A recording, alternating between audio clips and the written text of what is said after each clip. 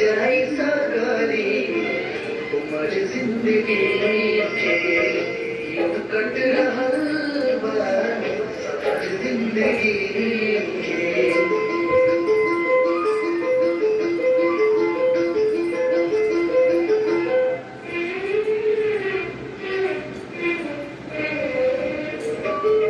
उलझन में भी पड़ना पीछे हटावे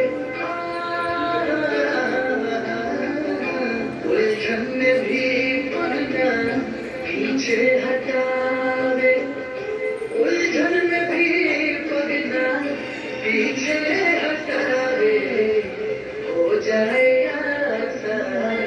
अगर जिंदगी यूं कट रहा बा सफर जिंदगी